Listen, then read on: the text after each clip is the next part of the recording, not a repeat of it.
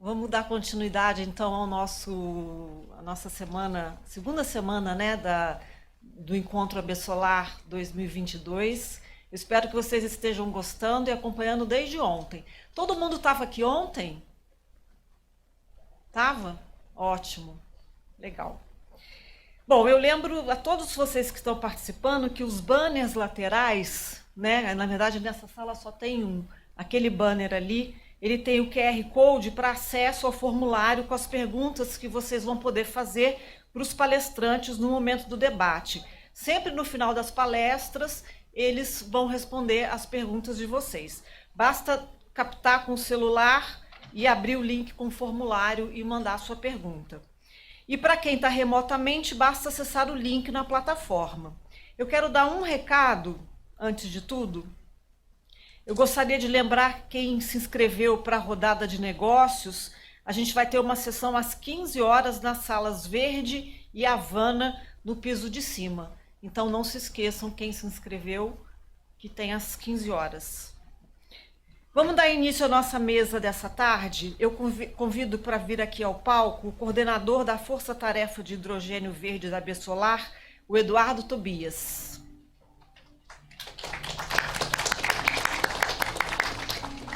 O Eduardo é sócio-diretor da VAT Capital. Obrigada. É especialista em análise de viabilidade econômica, estruturação de financiamento e de compra e venda de projetos e ativos de energia renovável no Brasil. É cofundador e coordenador da Força Tarefa de Hidrogênio Verde da Besolar, professor visitante da FGV, do MBA do setor elétrico e autor do livro Análise de Investimento em Projetos de Energia Solar Fotovoltaica. Ele é bacharel em Administração de Empresas pela FGV e mestre em Agroenergia também pela FGV. Eu convido agora para vir aqui também para o palco o sócio da McKinsey, João Guiomon. O João atualmente lidera a plataforma para tecnologias climáticas da McKinsey na América Latina. Sua experiência recente inclui múltiplos projetos em energia renovável, hidrogênio verde, materiais sustentáveis e outros em energia e materiais, em temas ligados à estratégia, transformações e construção de negócios sustentáveis. Vou convidar agora a diretora de estratégia financeira da Sela, Marília Rabassa. A Marília é especialista em financiamento de projetos, análise de investimento, M&A e desenvolvimento de negócios no setor de energias renováveis. Tem 11 anos de experiência profissional, tendo participado de vários processos de M&A e leilões de ativos de energias renováveis no Brasil e América Latina, além do desenvolvimento, avaliação e financiamento de diversos projetos Greenfield e Brownfield, principalmente nos setores de bioenergia e energia solar fotovoltaica. Ela trabalhou por 2 anos na Sun Edison SA e por 4 anos na ERB, Energias Renováveis do Brasil, como analista da área de Project Finance e desenvolvimento de negócios. Foi coordenadora do grupo de trabalho de financiamento da Besolar entre 2018 e 2021 e é atualmente a vice-coordenadora da Força Tarefa de Hidrogênio Verde da Besolar. É bacharel em Administração de Empresas pela FGV e possui MBA em Negócios de Setor Elétrico pela FGV. E eu convido agora, por último, para também vir para o palco, o chefe de vendas da ThyssenKrupp de Brasil, Luiz Antônio Melo.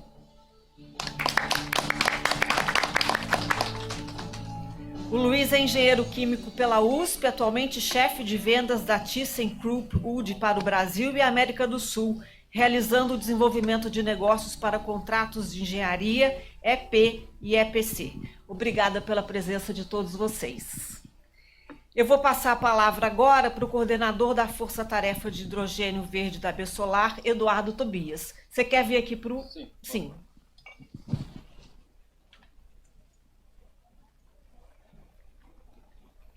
Olá, boa tarde a todos. Obrigado, Priscila, pela gentil introdução. Boa tarde a todos os presentes, a quem nos assiste online, aos colegas de painel, o Luiz, o João, a Marília. Teremos também o Caio da EDP, que entrará com um vídeo que ele gravou para a gente na terça, justamente porque ele está comissionando a primeira planta de hidrogênio verde lá no PCM. Vai contar para a gente o caso dele, muito interessante, vocês vão acompanhar na sequência. Bom, a Priscila já me apresentou, né? Eu sou coordenador da Força Tarefa, sou também sócio da VAT Capital, que é uma empresa de assessoria financeira para o setor de renováveis. E esse é o que passa, né? O passador.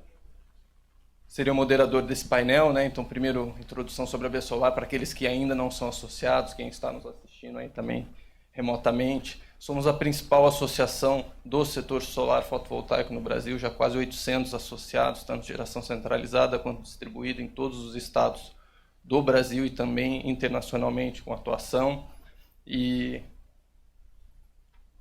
desde o maio desse ano, né, as conversas começaram até um pouco antes, mas maio desse ano eu mandei um WhatsApp para o Rodrigo Sawaia e falei, quando eu soube do PLS 725 do senador Jean Paul Prats, tentando provocar uma discussão de marco regulatório, eu falei, Rodrigo, a gente precisa ter uma força-tarefa para hidrogênio verde. E aí que foi plantada a semente, a gente foi aos poucos seguindo aí o caminho dentro da associação para criar essa força-tarefa. Começamos incubados pelo grupo de trabalho de armazenamento, liderado pelo Marcos Vlasitz e pela Mariana Galhardo, a quem a gente agradece aí pela contribuição.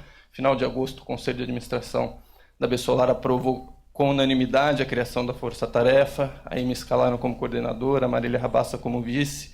E apesar de só 3 meses ativos aqui, a gente já tem feito bastante coisa. A gente vai falar algumas das frentes aqui, mas o foco principal aqui do painel são os nossos palestrantes. Então, o meu papel aqui vai ser mais de introduzir o tema para provocar aí, o início da discussão. Aqui está só a ordem dos palestrantes, né? Eu vou focar mais em falar um pouco do que a gente está fazendo de objetivo na Força-Tarefa e aí entrar na introdução do tema, tá? O tema do painel de hidrogênio verde é focado em modelos de negócio, viabilidade econômicas e aplicações, que foi uma das 3 prioridades votados por os nossos atuais 120 associados que já estão inscritos na Força-Tarefa. Esse QR Code que vocês estão vendo aqui, para aqueles que já são associados e queiram se cadastrar na Força-Tarefa, entrar na lista de e-mails, podem fazer por esse QR Code, vai abrir um Google Forms, aí vocês selecionam a caixinha ali, Força-Tarefa Hidrogênio Verde. São muito bem-vindos, a gente precisa de mais gente para nos ajudar a contribuir, para que a fotovoltaica tenha aí um papel protagonista no desenvolvimento do hidrogênio verde no Brasil. Tá? Das 3 prioridades, então, uma é o tema do nosso painel, modelos de negócio, viabilidade e aplicações, o outro é regulação e políticas públicas, e a nossa vice-coordenadora Marília, a palestra dela vai dar esse foco, né? E disseminação de conhecimento e oportunidades de negócios, e nessa frente não deixa de ser também o que a gente está fazendo aqui, mas eu gostaria de também comunicar, quem não sabe, na terça-feira, antes de ontem, a gente lançou a Biblioteca do Hidrogênio Verde, que são aproximadamente 100 relatórios de hidrogênio verde e relacionados ao setor, disponível num arquivo de Drive, que foi circulado por e-mail para quem está nessa lista de e-mail. Quem não recebeu ou quem entrar depois, é só mandar um e-mail para o TechReg que a gente passa esse link para que vocês possam ter acesso. Foi até uma sugestão do Newton, que é um dos associados, com uma grande contribuição do Rafael Pereira, que também é outro associado que nos trouxe muitos arquivos. Isso já é uma tarefa legal, que a gente já está um serviço aí oferecido para os nossos associados, dentre outras frentes, a gente vai citar algumas aí. Por exemplo, e acho que vale destacar, a nossa participação na Câmara Temática de Mercado e Competitividade no Plano Nacional do Hidrogênio, que o governo está desenvolvendo e que deve ir à consulta pública muito em breve. A gente propôs, como associação, 8 ações para fomentar o desenvolvimento, com foco no hidrogênio renovável, que é um pouco mais abrangente até que o verde, vou falar um pouquinho disso, para que visando competitividade justamente e ganhar mercado aí, para que inserir o Brasil nessa cadeia, tanto olhando o mercado doméstico quanto a exportação. Então, falando um pouco das aplicações do hidrogênio, que alguns conhecem mais do assunto, outros podem estar ouvindo pela primeira vez, tá? Não é um produto novo, no mundo já são consumidos mais de 100 milhões de toneladas de hidrogênio, já é produzido há muito tempo. O Luiz Melo, representa a Thyssen, é um dos maiores fabricantes do mundo de eletrolisadores, que é uma das rotas de se produzir o hidrogênio, que é a que a gente vai discutir mais hoje. Mas hoje, majoritariamente, o hidrogênio é feito a partir de gás natural, de uma tecnologia de reforma a vapor do gás natural. E o movimento mundial que está acontecendo é de, via o hidrogênio produzido de fontes renováveis, nomeadamente aqui a tecnologia da eletrólise da água com energia elétrica de fonte renovável, aumentar essa produção de hidrogênio, então substituir a atual por uma de fonte renovável e ampliar esse mercado muito mais para atingir setores que a gente fala de difícil descarbonização. Então, é ir muito além do sistema interligado nacional, que hoje é o nosso mercado fotovoltaico de geração centralizada no Brasil.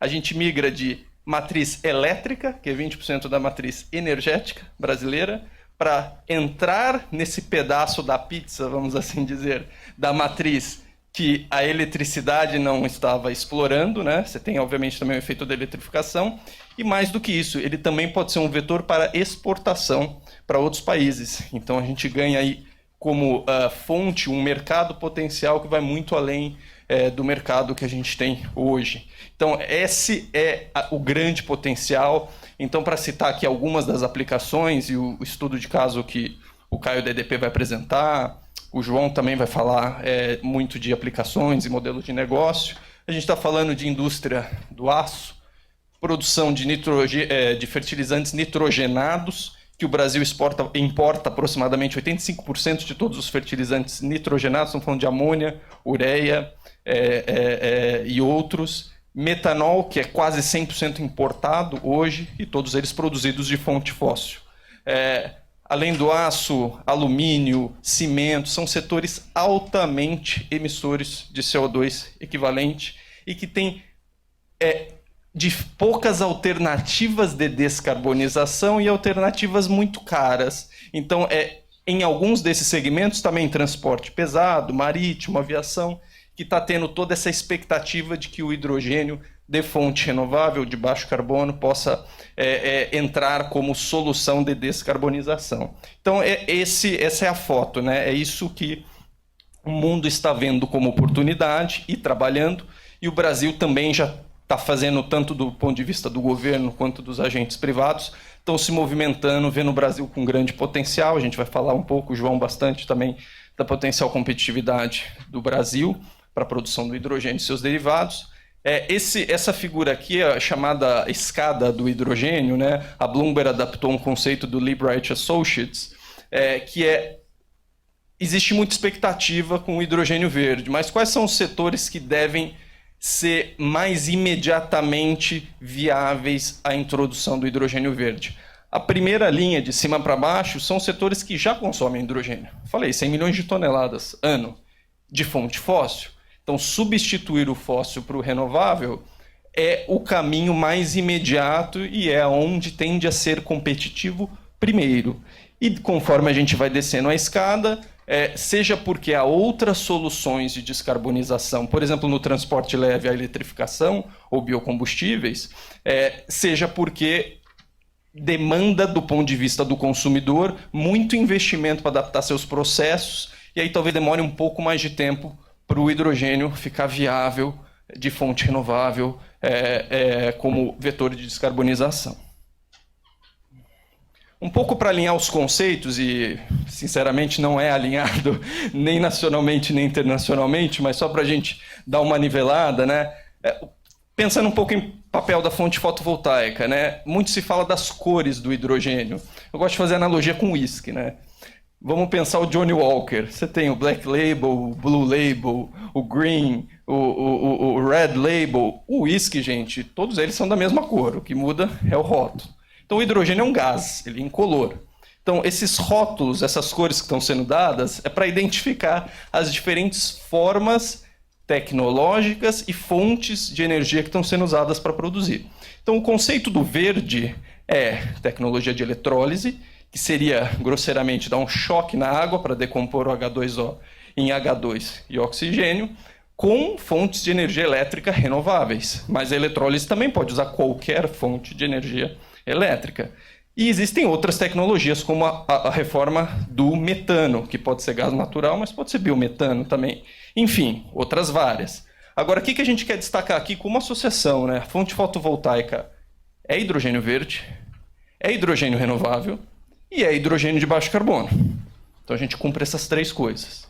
E a gente, como associação e como setor, a gente também está aprendendo naturalmente, por isso a importância de ter muitos associados contribuindo dos diversos elos da cadeia, que a fonte fotovoltaica pode ter um papel-chave compondo com outras fontes aqui no Brasil, que tem um diferencial competitivo de recurso, não só o fotovoltaico, mas o eólico, como o hídrico, como a própria biomassa. Então, compondo fontes, a gente teve um painel ontem de painéis de usinas híbridas e associadas, a gente aumenta o fator de carga, o número de horas que a gente usa o eletrolisador do Luiz. Então, isso ajuda a gente a ficar mais competitivo. Poucos países têm essa possibilidade e a gente tem isso em abundância. Então, a gente vê isso como uma grande oportunidade. Talvez, em muitos casos, a fotovoltaica não sozinha, mas, sem dúvida, ela, com outras fontes, podem, sim, ser um grande diferencial competitivo.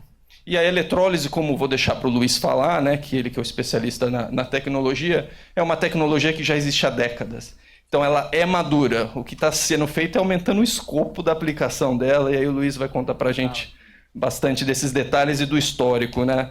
Que não é uma nova tecnologia, é um novo ponto de vista de algo que já se fazia no passado, principalmente com fontes fósseis, tá? Aqui eu não vou entrar no detalhe de todos, mas eu listei projetos em desenvolvimento no Brasil. São 2 slides. Essa primeira tabela são projetos pilotos que já estão em operação, então esses 3 primeiros, Itaipu, CESP e Furnas, já estão em operação, tá? Piloto, P&D, com fotovoltaica, 2 desses 3, tá? Mas muito um foco de usar o hidrogênio para armazenamento de energia elétrica de longo prazo. Faz o hidrogênio, mantém o hidrogênio por um tempo, transforma de volta em eletricidade. Isso tem se mostrado como uma aplicação não muito eficiente, porque o nível de perdas é muito grande nesse processo de transforma, volta e assim por diante.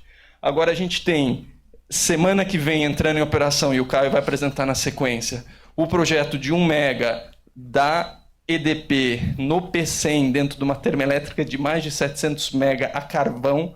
Ele vai aplicar o hidrogênio verde no processo da termoelétrica a carvão, e ele vai contar para a gente esses detalhes. 100% fotovoltaica, a fonte desse projeto, tá? Então, muito interessante. E vou destacar também aqui o da Unigel, que é por eletrólise. Eles estão com um contrato de fornecimento de autoprodução com eólica, então até onde eu sei aqui não tem fotovoltaica, mas poderia estar compondo.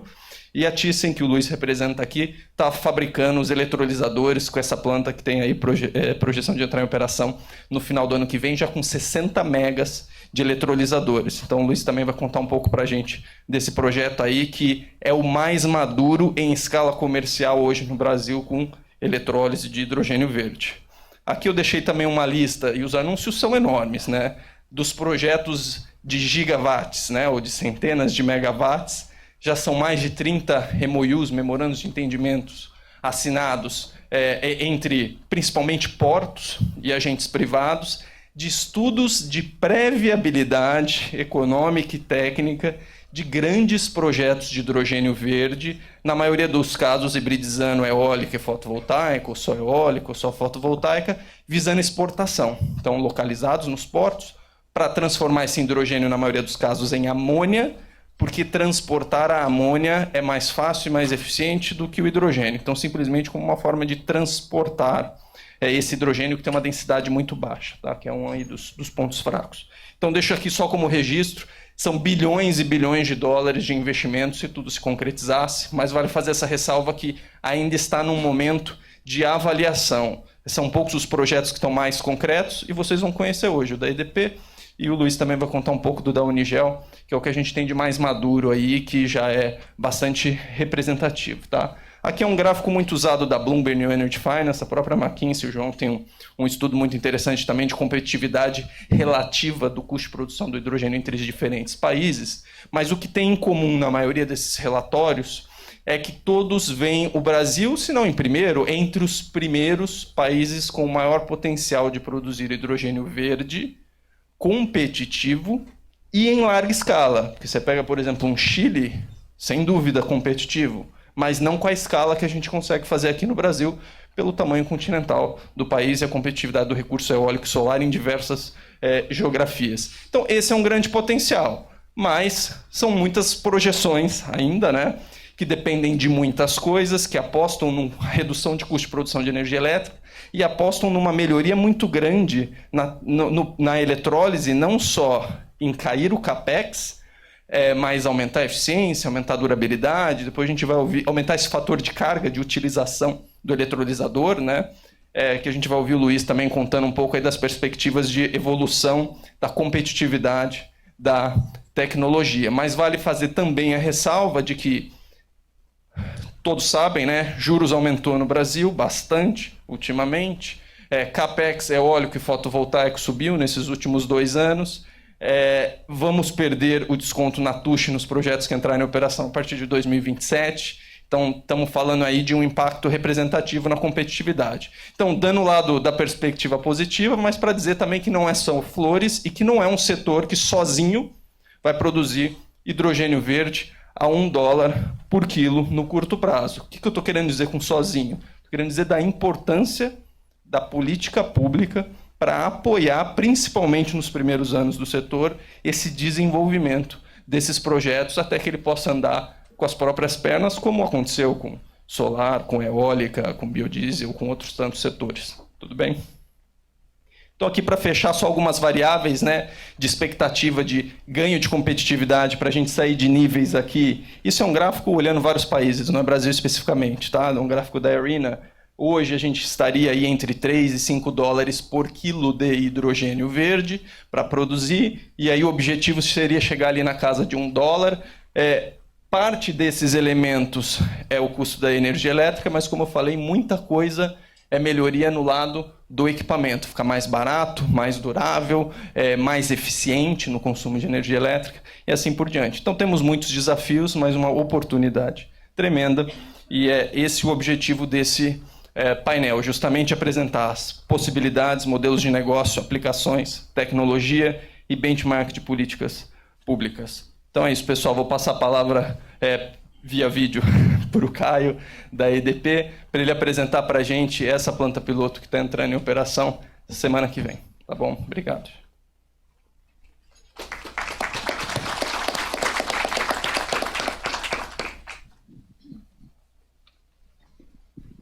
Boa tarde a todos. Me chamo Caio Moraes, eu sou gestor executivo da EDP Brasil. Fico muito feliz de poder participar do evento Encontro Nacional da AB Solar. Já deixo aqui meus cumprimentos aos colegas de painel, o Eduardo, o João, a Marília e o Luiz. Trago aqui um pouco desse case prático da aplicação do recurso solar fotovoltaico na produção de hidrogênio verde, que é o PID P100H2V, que ele tem como objetivo o desenvolvimento de um roadmap que ele vai analisar cenários de escalabilidade através da implementação de um projeto piloto de produção de hidrogênio no complexo termoelétrico do P100. Essa é uma iniciativa de pesquisa e desenvolvimento da EDP, que foi motivado principalmente pela urgência da transição energética, mas também é motivado pela orientação do CNPE de priorizar o uso de verbas de PID na investigação de diversos temas, onde o hidrogênio, digamos assim, encabeçou a lista em março de 21 nessa orientação, né? Então essa foi a motivação principal, e a gente vai abordar um pouco desse case prático e das experiências adquiridas ao longo dessa implementação, tá? Falando aqui rapidamente sobre a EDP no mundo, né? A EDP é um player global aí, que está em todos os elos da cadeia energética, né? Está presente em 25 geografias diferentes e hoje já passa dos 60% de atuação na energia renovável, né? A EDP tem 2 metas muito claras: até 2025 ser coal free e até 2030 net zero, ou seja, são metas que estão orientando todos os esforços da companhia desde já, né? Só para contextualizar, temos aí 25 GB de capacidade instalada aproximadamente, e temos mais de 12 mil colaboradores ao redor de todo o mundo, né?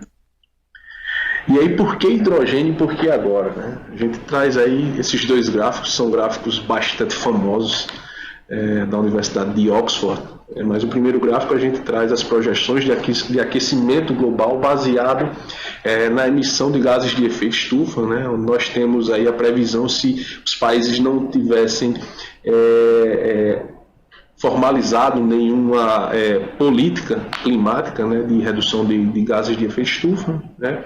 Nós temos uma faixa que já traduz as políticas correntes e os acordos, mas o mais importante aí que a gente traz é a meta do Acordo de Paris, que ele estabelece aí o alvo aí de aquecimento de 1,5 graus até 2050, se comparado a níveis pré-industriais, né? É um desafio gigantesco.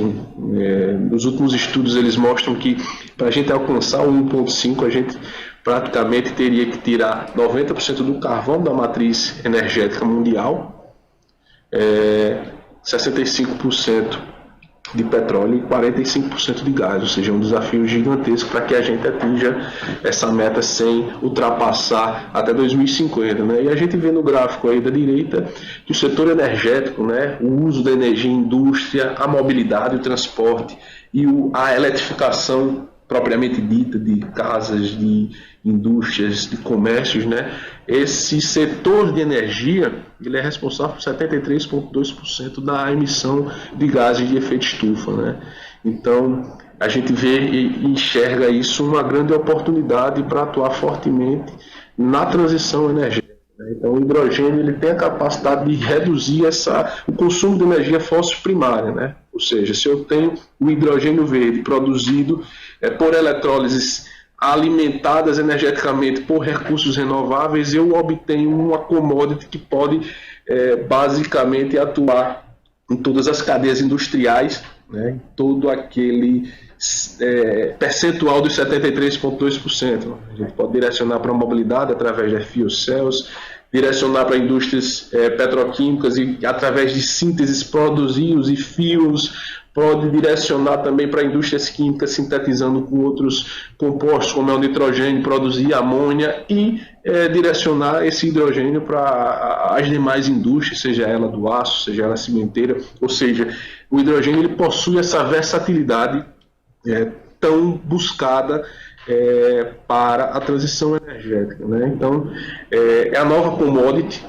ela tem claramente a grande chance de substituir a posição do petróleo, né? O Brasil ele conta com um sistema interligado nacional de baixo carbono, né, robusto. Temos aqui uma indústria doméstica capaz de iniciar essa transição, de absorver todo esse hidrogênio verde e todos os seus derivados a médio e longo prazo. Nós temos perspectivas concretas aí de leilões internacionais para aquisição do hidrogênio verde.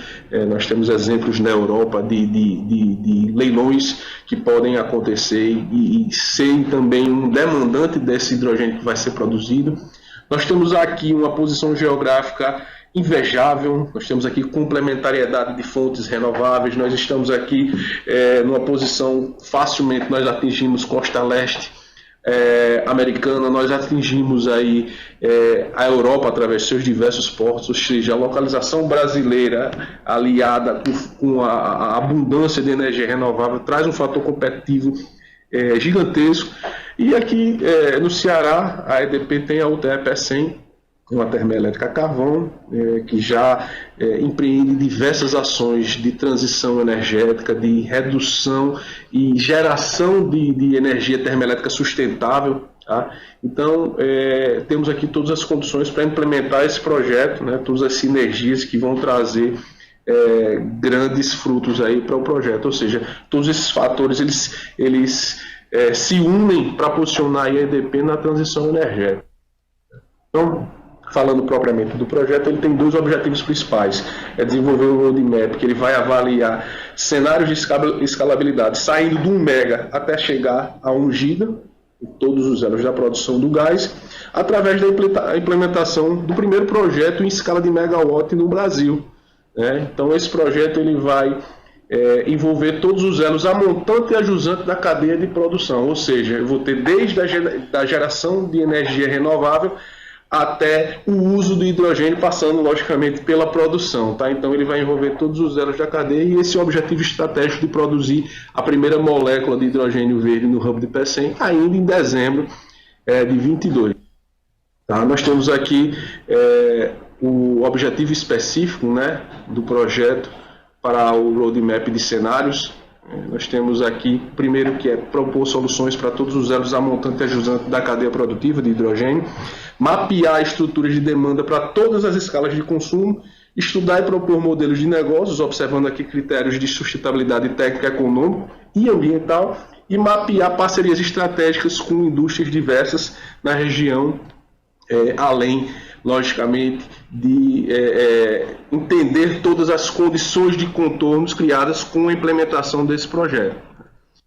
Falando propriamente da prova de conceito do projeto piloto de 1 megawatt, né, a gente vai implementar essa planta em escala de megawatt, estabelecer parcerias que assegurem os usos dos recursos produzidos pelos projetos. Logicamente que nós vamos ter a absorção do hidrogênio internamente, tá? Mas o projeto ele tem como objetivo também mapear possíveis off-takers desse hidrogênio ao redor do complexo termoelétrico do Pecém, construir e operar essa planta, criando, eu acho que o mais importante nesse momento, que é a experiência a partir dessas diversas etapas de implementação, ou seja, desde o licenciamento ambiental, ao projeto e construção do projeto, e agora, a partir de dezembro, com toda a demanda de produção desse hidrogênio, aprender com a operação e manutenção dessa planta, posicionando a EDP como esse player que vai fazer essa primeira produção, né?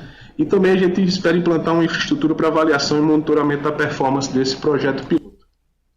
Que eu tenho um timeline das etapas do projeto, né? Esse projeto iniciou, como eu falei no início, lá em 2021.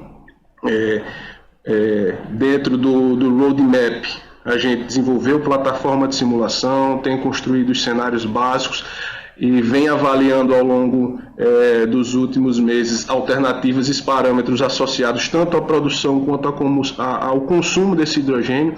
Tem algo muito importante que a gente tem atuado fortemente, que são nas condições de contorno, né? Estudando leilões, estudando questões econômicas para a implementação desses projetos.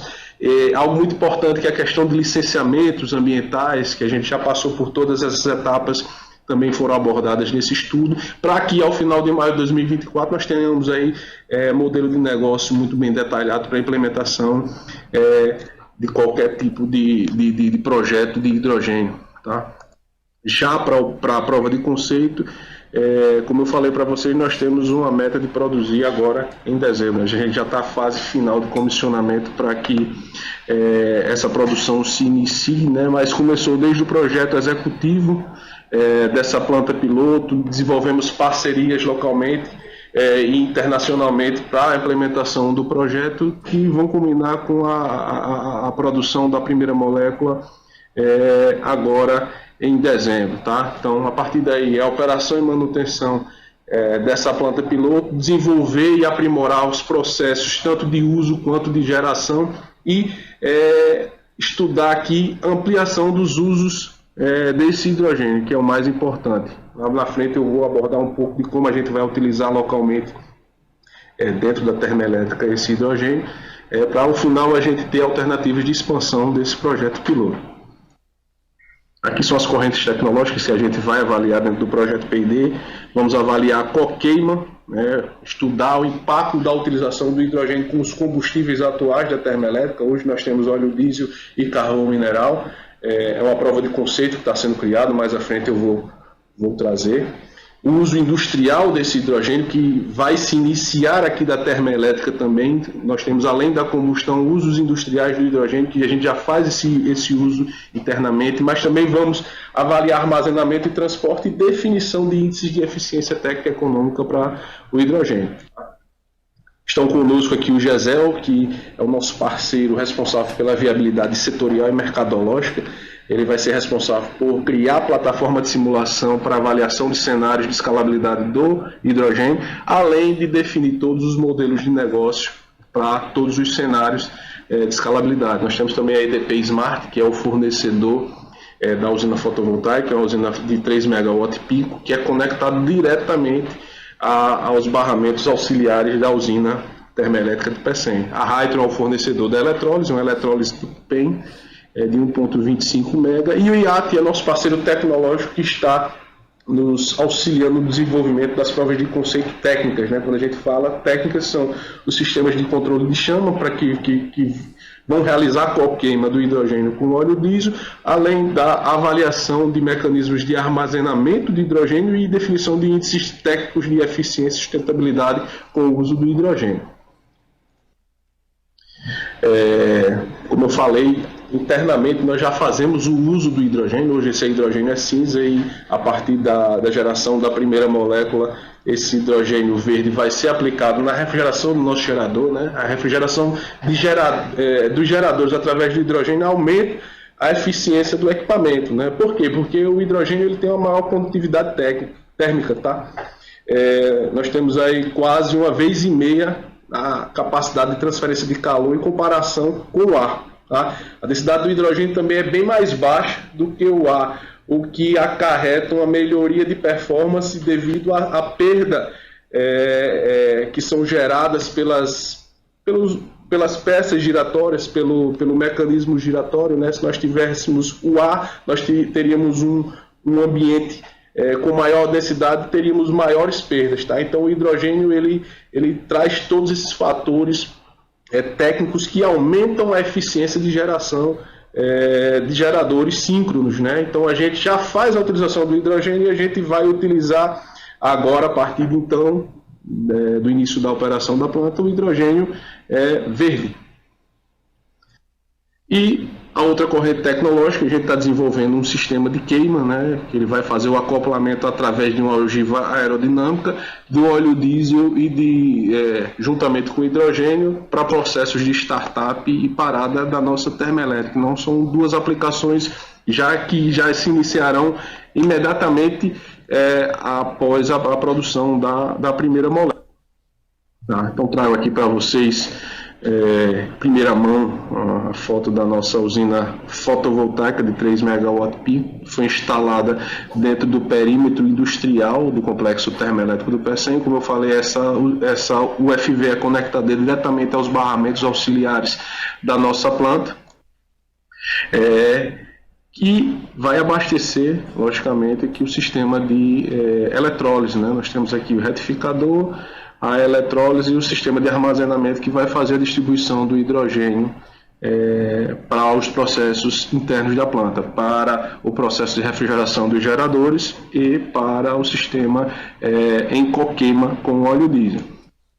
É um projeto de pesquisa e desenvolvimento que sofreu também, que recebeu um aporte de equity próprio da EDP, né? Ou seja, nós temos 64% do projeto financiado por recursos P&D e 35% financiados pela própria EDP, né? Totalizando aí 41,9 milhões, né? Seja todos os ativos, seja a usina fotovoltaica e a pesquisa aplicada ao projeto, tá? Então, como falei para vocês, estamos aqui na fase final com grande expectativa de até o meio de dezembro já iniciar a produção de hidrogênio dentro desse projeto, tá?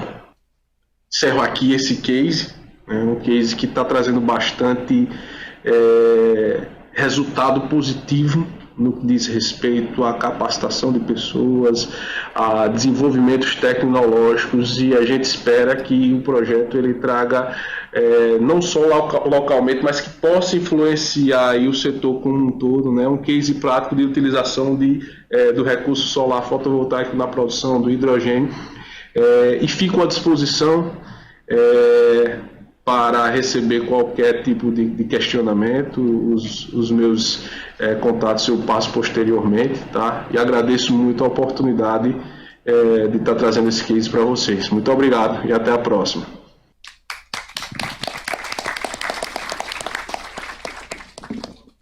Agradecemos ao Caio Moraes pela apresentação dele. Priscila, agora... desculpa, posso só fazer um comentário? O Caio pediu para eu passar o e-mail dele para as pessoas, que ele acabou não colocando no último slide, né? É Caio com Y, tá? Caio Moraes, @edpenergiapecem, com M de macaco no final, tudo junto, .com.br, quem quiser entrar em contato com ele. Obrigada. Eu passo a palavra agora para o sócio da McKinsey, o João Guiomon. Você quer ficar aí ou vir aqui para o púlpito? Acho que eu posso ir para o púlpito. Então venha.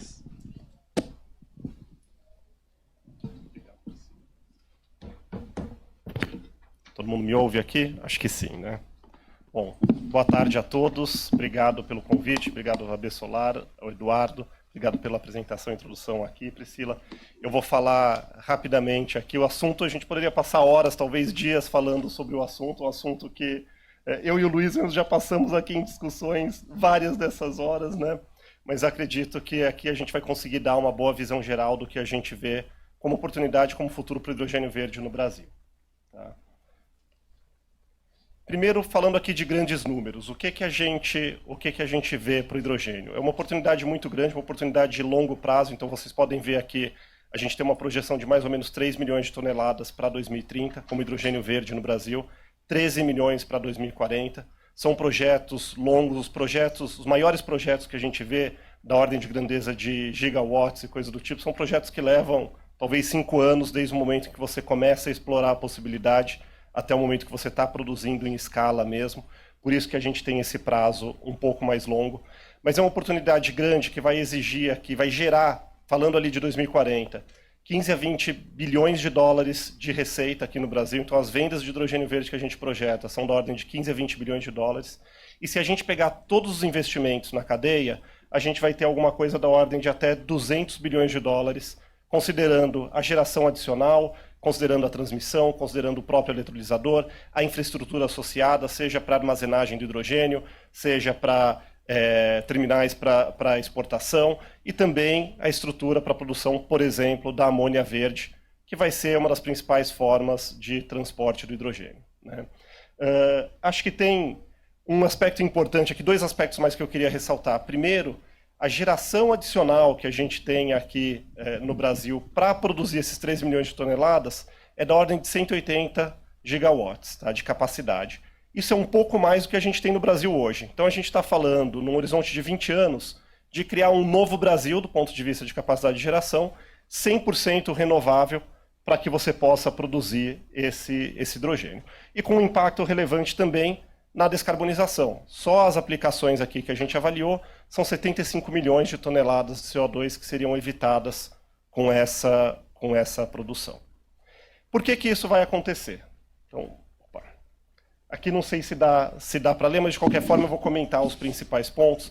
Tem 3 grandes aspectos. Tá? O primeiro aspecto que a gente tem, o Brasil tem um potencial de produção de eletricidade renovável muito grande, que se traduz aqui em potencial para o hidrogênio verde. Hidrogênio, mais ou menos 70% do custo do hidrogênio é o custo da eletricidade, né, em todos os seus aspectos, tanto o custo do investimento, ali, o custo de capital, da operação dessa geração renovável. E a gente tem, primeiro, uma competitividade muito grande na solar e na eólica. Como o Eduardo falou, elas podem e vão, em muitos casos, ser associadas ali para a produção do hidrogênio com maior eficiência, menor custo.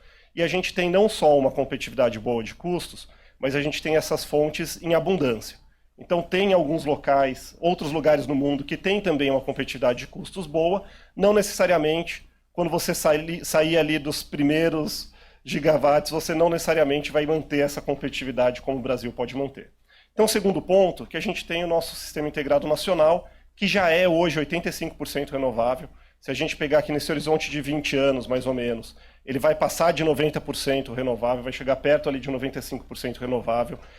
E a gente, na nossa análise, se você pega um eletrolisador que está isolado do sistema, seja com combinação de solar e eólica, a melhor combinação possível, e você compara um eletrolisador no mesmo local, só que conectado ao sistema, você tem uma redução de custo aqui que pode variar entre 10% e 30%.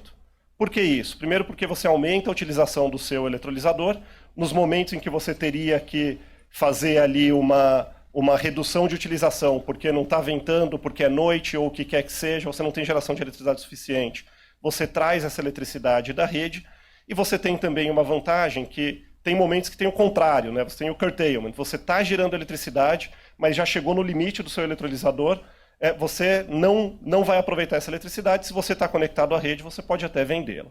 Então é uma vantagem bastante significativa que a gente pode ter aqui como país. E, finalmente, a gente tem aqui um potencial que é algo que também é relativamente raro. A gente tem uma indústria muito grande, né? O Brasil já é um país bastante industrializado, uma série de indústrias que podem, vou falar um pouquinho mais disso daqui a pouco, uma série de indústrias que podem aproveitar o hidrogênio na sua descarbonização. Então tem uma demanda doméstica potencial muito significativa também. Além de outros pontos aqui que vão nos ajudar do ponto de vista de infraestrutura, mesmo de combinação com outras fontes de energia e assim por diante. Essa oportunidade, como eu mencionei, é uma oportunidade que a gente vê ali em 15 a 20 bilhões de dólares em 2040. E acho que um aspecto que é importante ressaltar, a gente vê mais ou menos 60% do hidrogênio verde em 2040 sendo vendido no mercado doméstico e 40% sendo exportado ou na forma de hidrogênio ou na forma de amônia.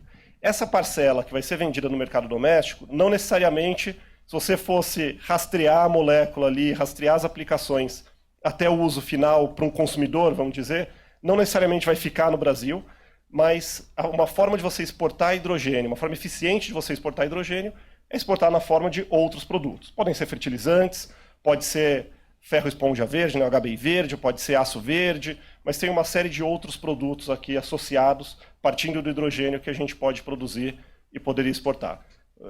De uma maneira bastante simples e resumida, é mais eficiente, mais barato exportar o ferro verde ou o aço verde do que exportar um minério que a gente já produz e exportar o hidrogênio também na forma de amônia ou em outra forma. Por outro lado, tem aqui alguns desafios, acho que é importante a gente mencionar. São desafios que estão associados à regulação, estão associados ao financiamento, estão associados à infraestrutura principalmente.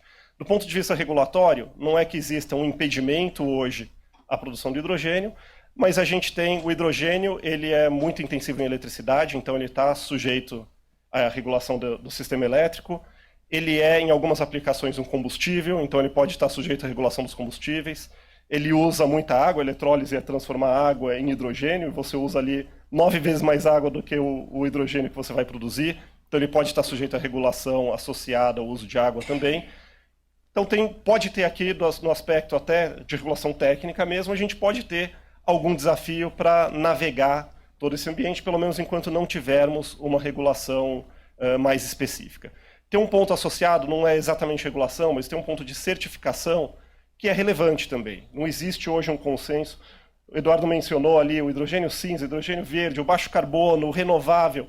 Não existe hoje um consenso das definições, as diferentes definições, e muito menos um consenso do que vai ser aceito pelos grandes compradores de hidrogênio, né?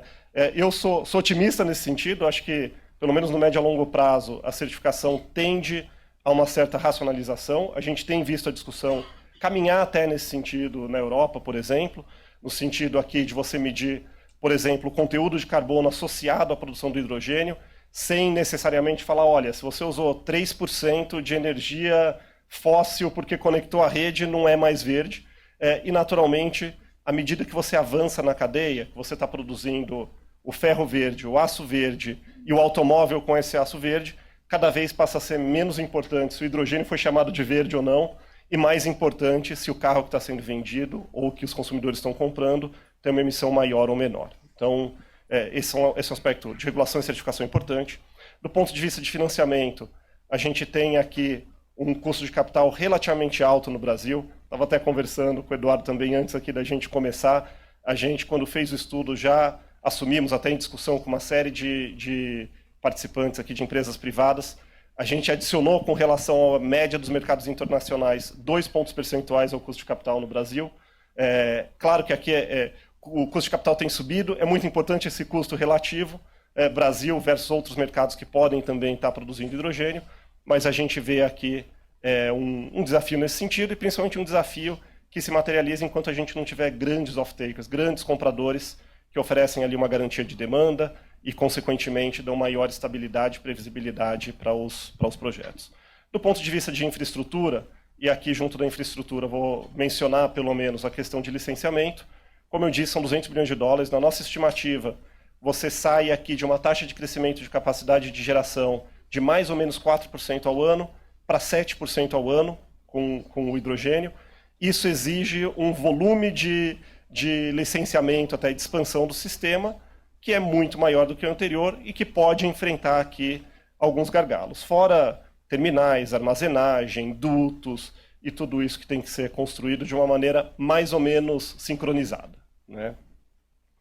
Eu vou ilustrar alguns desses pontos aqui, e sempre com essa visão de mais longo prazo. Acho que o primeiro ponto, ilustrar que a gente tem aqui no Brasil uma energia renovável barata, né, e uma energia renovável que vai ficar cada vez mais barata. A gente coloca nesse quadro, do lado esquerdo, a eólica, do lado direito ali a solar, qual que é a projeção que a gente tem. Se a gente pensa aqui em projeção de longo prazo, nesse horizonte de 20 anos, então, esquecendo por um segundo variações mais pontuais de preço de commodity, etc., a gente tem aqui uma redução da ordem de 25%, 25% a 30% ainda para a eólica, mas uma redução da ordem de 45% a 50% para a solar. Em algum momento nesse horizonte, a gente espera que a energia solar seja a forma mais barata de expandir a geração no Brasil, mais barata até ali do que a eólica, o que reforça o papel da solar na produção do hidrogênio também. E a gente vê aqui no longo prazo, ou deixa eu falar antes de falar de 2040, a gente vê aqui em 2030 o potencial do Brasil produzindo hidrogênio verde a mais ou menos $1,50, né? E caindo ali para $1,20 a $1,30 em 2040. Acho que tem um aspecto importante até, a gente teve mais recentemente um aumento do preço do gás.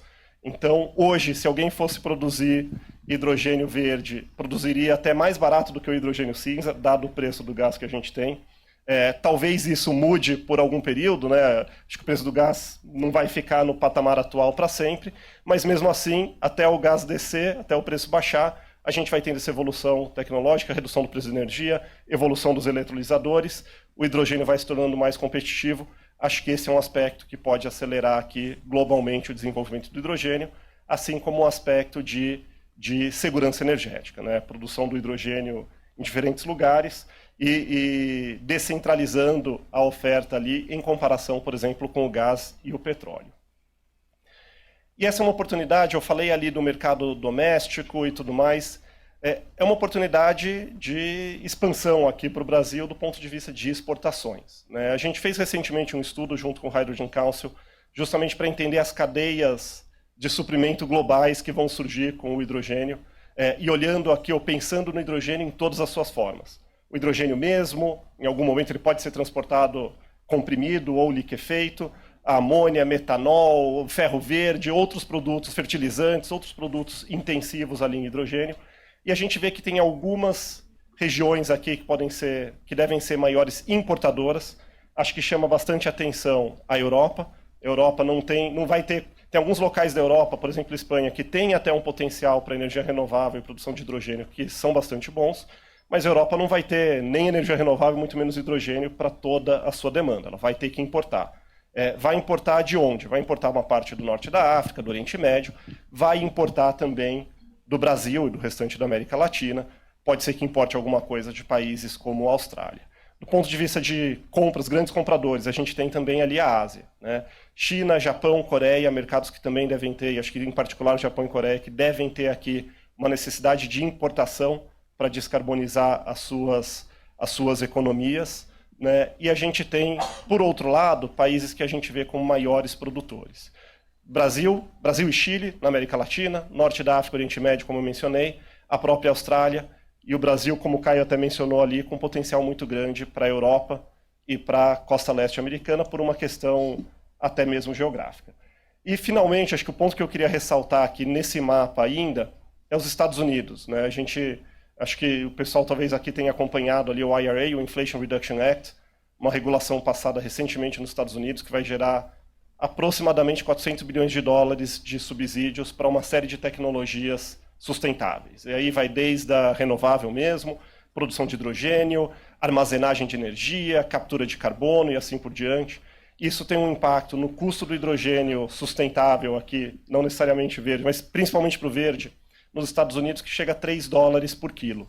A gente estava falando ali de custo de produção no Brasil de $1, $1,50, $2 e assim por diante, lá só o subsídio é $3. Qual que é a nossa hipótese aqui? Acho que é cedo para dizer o que vai acontecer, mas a hipótese é que isso faz os Estados Unidos se tornarem autossuficientes mais rápido.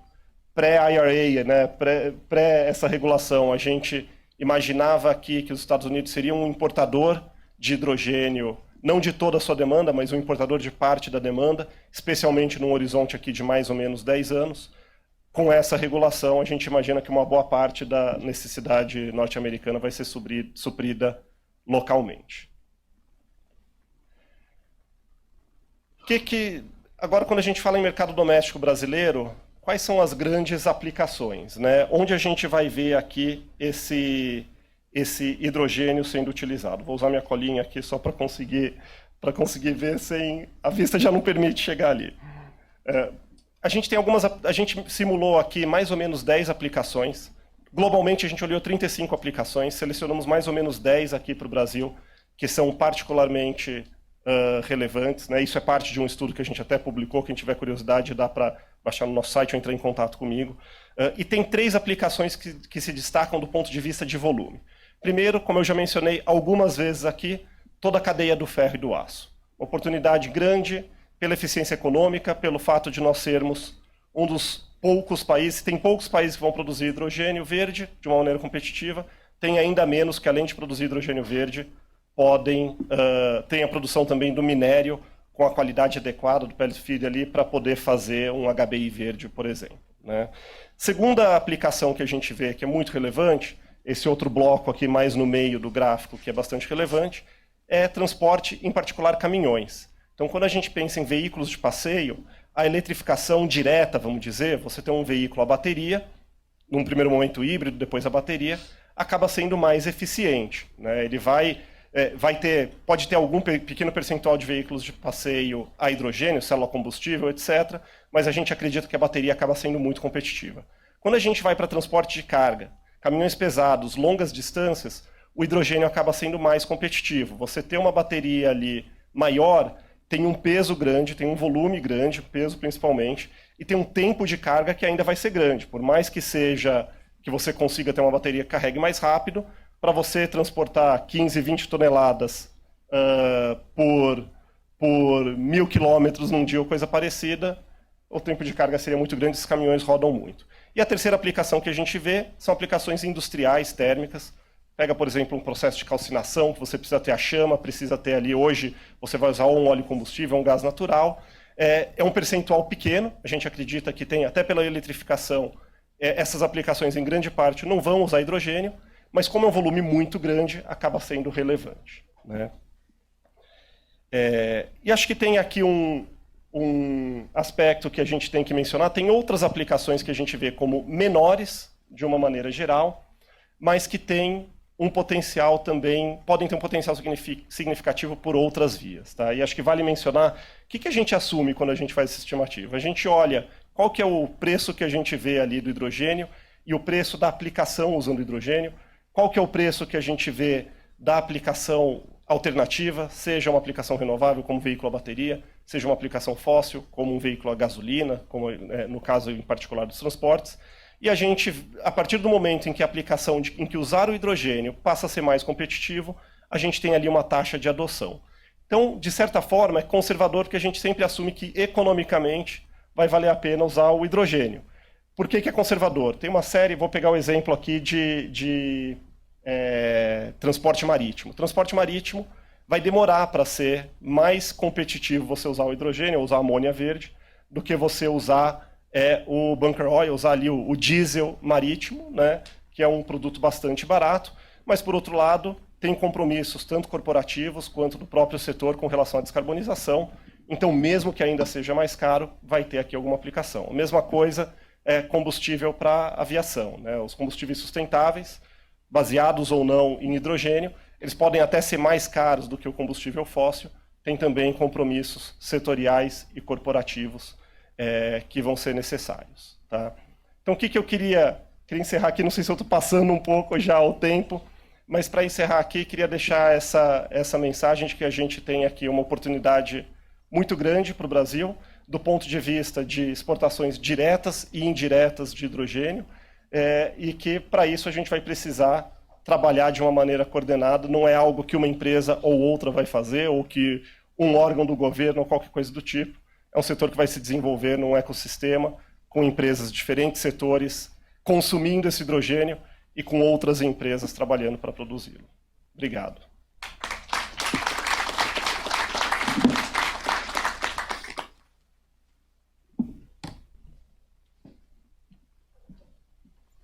Obrigada, João. João Alto, deixa eu baixar aqui.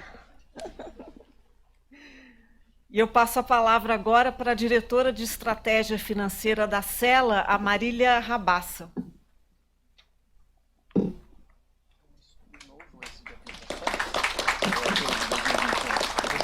Que bom que você já abaixou, porque eu também vou precisar. Bom, primeiramente, boa tarde a todos. Eu queria agradecer a Bessolar pelo convite para falar sobre esse tema que tem tomado uma relevância tão grande que hoje a gente tem aqui um auditório cheio para ouvir falar sobre. Tá?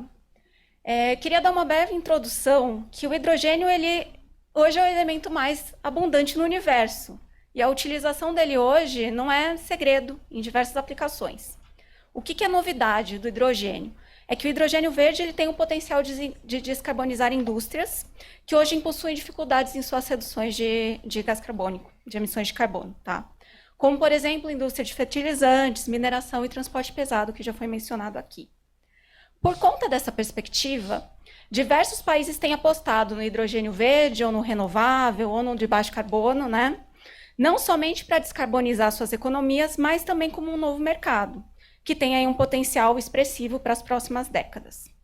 Dada a relevância desse tema, hoje eu trouxe para vocês um benchmark das políticas que têm sido anunciadas e adotadas por alguns países e que têm se antecipado para atender esse mercado tão recente, mas com um potencial tão grande. Bom, antes eu vou falar rapidamente um pouquinho sobre mim e sobre a Sela. Tá? Eu sou diretora de estratégia financeira e desde o início da minha carreira profissional eu trabalho com o setor elétrico, exclusivamente com renováveis. Então eu sou um entusiasta e apaixonada de energia limpa e assessorando sempre os nossos clientes na transição energética, mas sempre com viés financeiro para que os projetos sejam viáveis.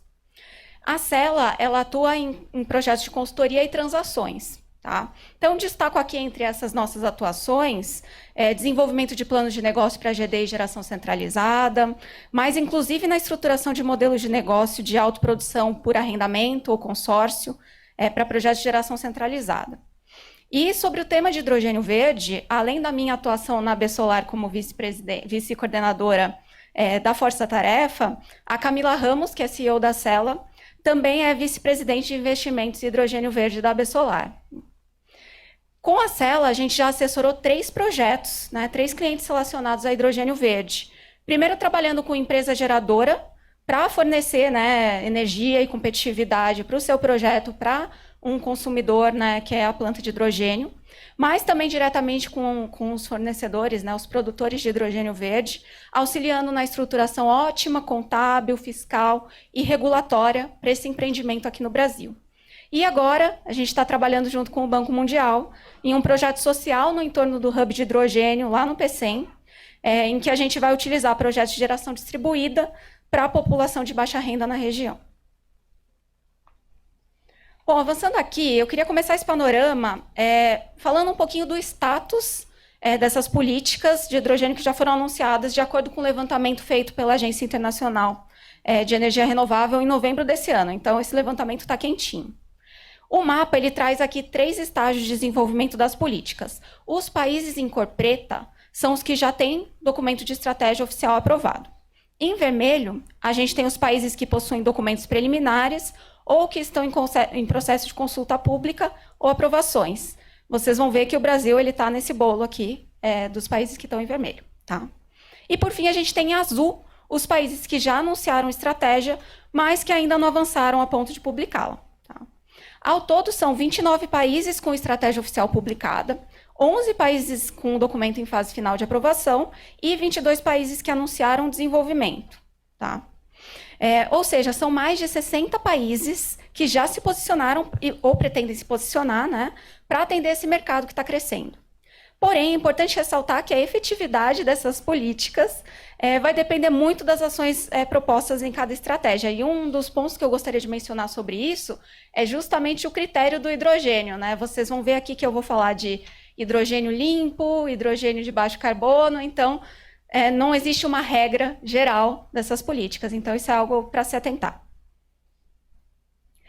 Antes de entrar nas políticas que eu trouxe de fato, eu queria trazer aqui um documento também da Agência Internacional de Energia Renovável, que traz algumas ações como exemplo para uma política efetiva para a promoção do hidrogênio verde, que é o nosso foco aqui como associação. Tá?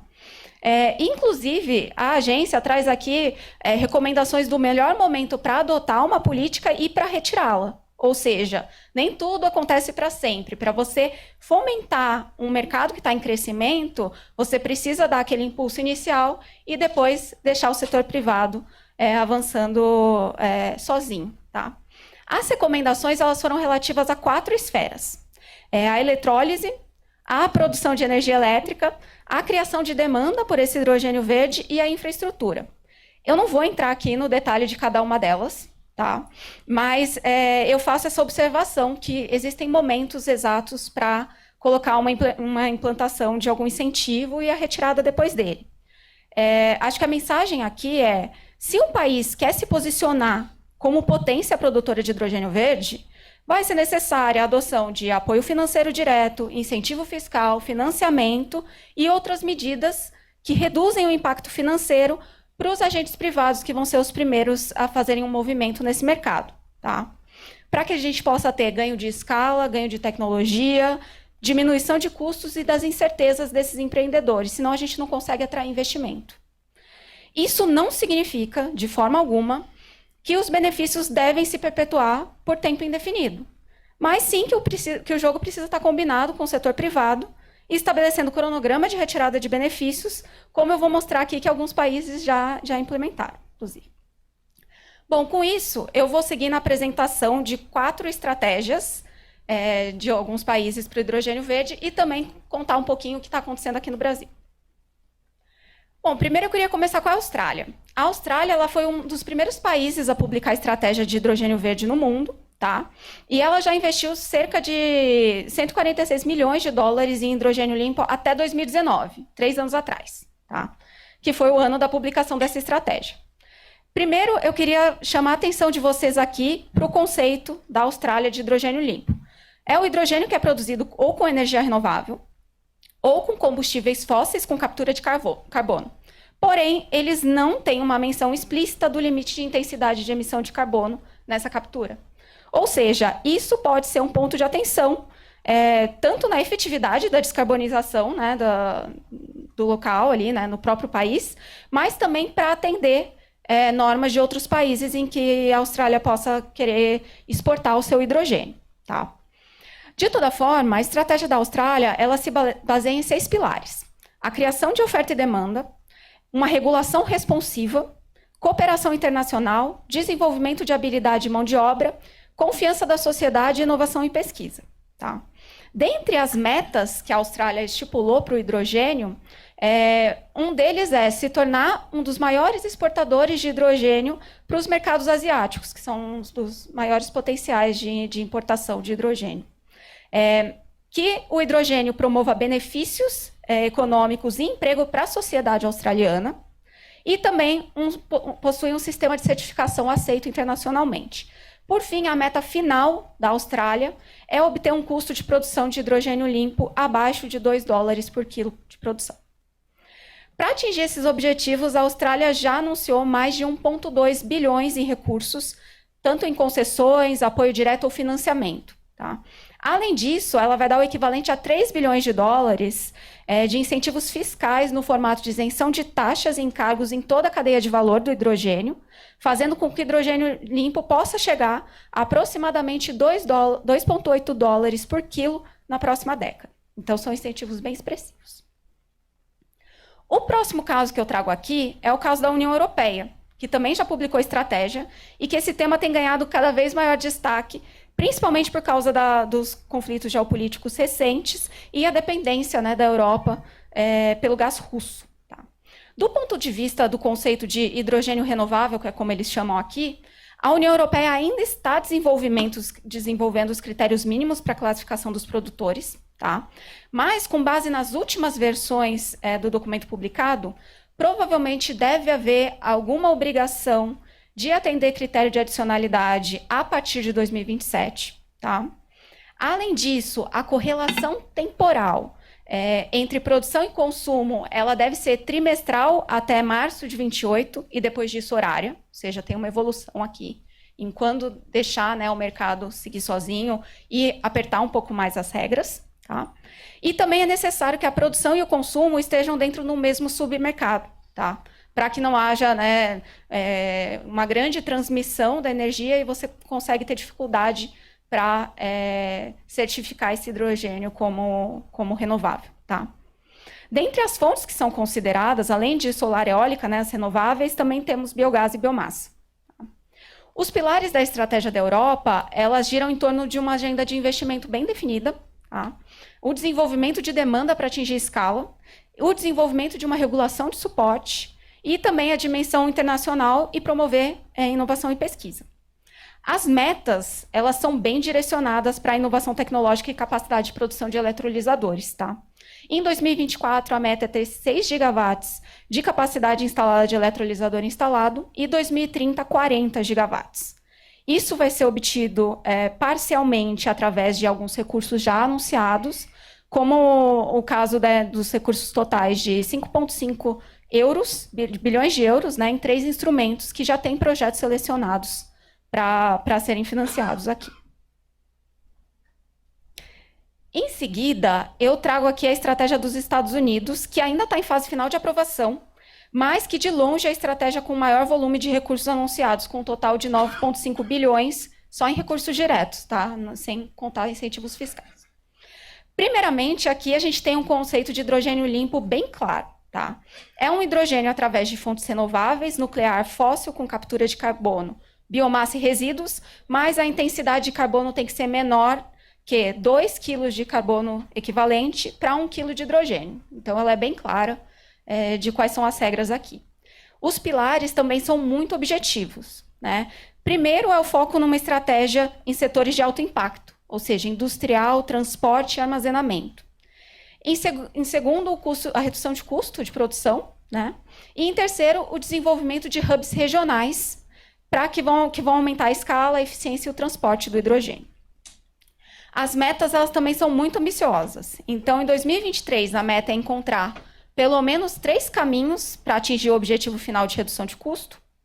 Em 2026, a meta é atingir o custo de produção do hidrogênio limpo em $2 por quilo, e a meta final, em 2031, é atingir o custo de produção de $1 por quilo para o hidrogênio verde. Para atingir essas metas, né, foram instituídos, primeiro, né, pela lei BIL, a gente tem 9,5 bilhões em apoio direto para eletrólise, P&D de equipamentos e para desenvolvimento dos hubs regionais. E também, né, o Inflation Reduction Act, do ponto de vista de benefícios fiscais, que o João também mencionou, que possuem prazos, né, de até 10 anos, ou seja, um prazo bem estipulado de até quando irão esses benefícios fiscais. E isso vai se transmitir numa redução, né, de crédito de impostos, que variam entre 6 cents de dólar por quilo a $3 por quilo, né, os benefícios, a depender da rota de produção do hidrogênio. O hidrogênio produzido verde, né, ele vai ter um benefício fiscal equivalente a $3 por quilo. E, por fim, eu trago aqui um exemplo mais perto de casa, que é o exemplo do Chile, que se antecipou e foi o primeiro país a publicar uma estratégia para hidrogênio verde no continente. Do ponto de vista de conceito, só é considerado nessa estratégia o hidrogênio verde mesmo, tá? Produzido na eletrólise da água a partir de fontes renováveis. Os pilares da estratégia são governo proativo, equilíbrio no uso de recursos, economia chilena baseada em produtos limpos para exportação, o caminho mais eficiente para o carbono neutro, o crescimento e desenvolvimento local, bem como colaboração pública e privada global. A estratégia ela vai ser implementada em 3 ondas, e isso tem muito a ver com a visão do Chile para o hidrogênio no país. Tá? A primeira vai ser até 2025, que é o ramp-up de produção e preparação para exportações. A segunda, até 2030, vai ser atingir a economia de escala e começar as exportações de hidrogênio verde e amônia verde. E a terceira onda é explorar sinergias e economia de escala para se tornar um exportador de combustíveis verdes. O Chile ele não quer só produzir o hidrogênio verde, ele quer ser um exportador de produtos verdes de todos os tipos. As metas elas também são divididas em etapas e casam com a primeira e com a segunda onda. A primeira, até 2025, né, que é quando o Chile pretende ser o maior destino de investimento de hidrogênio verde na América Latina, já conseguido arrecadar 5 bilhões de investimentos. Ele também quer, em 2025, atingir 5 GB de capacidade instalada de eletrolisador e produzir 100 mil toneladas de hidrogênio verde por ano em pelo menos 2 hubs. Em 2030, a meta é ser líder em exportação de hidrogênio verde e derivativos, com exportações no valor de 2,5 bilhões por ano, e ter o hidrogênio verde mais barato do mundo, com um valor menor do que $1,5 por quilo. Além disso, ele também quer ter pelo menos 26 gigawatts de capacidade de eletrolisadores operacionais. Por fim, foram anunciados cerca de 200 a 400 milhões de dólares de investimento, sendo grande parte desse valor através de financiamento com multilaterais. E o governo chileno também conta com novas rodadas de captação e parcerias internacionais para alavancar a produção de hidrogênio verde, ou seja, não vai vir tudo do governo, mas sim de parcerias estratégicas. Bom, todos esses exemplos que eu trouxe aqui, eles são uma base para a gente entender o potencial e o desafio que o Brasil tem em mãos para se posicionar numa estratégia para atender o mercado de hidrogênio verde. Tá? Tanto no doméstico, que tem um potencial gigante, como também para exportação. Tá? Atualmente, a estratégia brasileira está em desenvolvimento. Então, a gente tá trabalhando através do Programa Nacional de Hidrogênio, que possui 6 eixos: fortalecimento das bases tecnológicas, a capacitação de recursos humanos, planejamento estratégico, arcabouço legal e regulatório, crescimento do mercado e competitividade e cooperação internacional. Foram criadas câmaras para compor ações para cada um desses eixos, e a recomendação dessas ações já foi concluída em novembro de 2022. As próximas etapas vão constituir na aprovação dessas ações pelo Comitê Gestor do Programa, e isso deve ocorrer ainda esse mês, tá? E a abertura de consulta pública, que deve ocorrer entre dezembro e janeiro, para que então a estratégia seja oficialmente publicada. Do lado da AB Solar, eu e o Tobias fazemos parte da Câmara de Crescimento do Mercado e Competitividade, e foram sugeridas ações que foram indicadas pelos associados da AB Solar para esse tema. Tá? Apesar disso, eu ressalto que a etapa de consulta pública ela vai ser essencial para que o Ministério de Minas e Energia possa desenvolver um plano efetivo e que posicione o Brasil como uma produção de hidrogênio verde prioritariamente. Queria dar uma conclusão rápida aqui. Eu queria frisar o potencial do hidrogênio verde para o Brasil, que tem uma perspectiva, como o João disse, de 200 bilhões de investimentos até 2040 e de 15 a 20 bilhões de receitas a partir dessa data também, segundo a McKinsey. Aqui no país, a gente tem abundância de recurso natural, limpo, renovável. A gente tem tudo para ser líder, de verdade, na produção do hidrogênio verde, que vai ser o hidrogênio mais valorizado para os consumidores finais nesse contexto de transição energética. E a gente está justamente nesse momento elaborando a política que vai nos posicionar como tal. Basta a sociedade, todos nós, e o governo querer abraçar esse desafio. Então, essas são algumas provocações que eu trago aqui, e eu fico à disposição para responder as suas perguntas. Obrigada.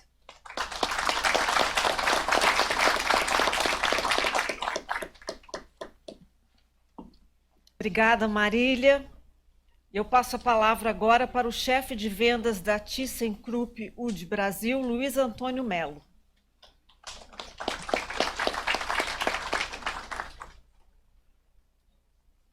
Boa tarde a todos, todos pela presença. Obrigado, Eduardo, obrigado, AB Solar, pela oportunidade. Minha apresentação vai falar um pouquinho mais de tecnologia, também projetos. Acho que quero falar bastante aí sobre o projeto da Unigel, que a gente já está com o contrato assinado em alguns meses, e os eletrolisadores em manufatura. Acho que o painel ficou bem equilibrado, em termos de temas relativos ao hidrogênio verde. Acho que ficou muito bom, estou aprendendo bastante também.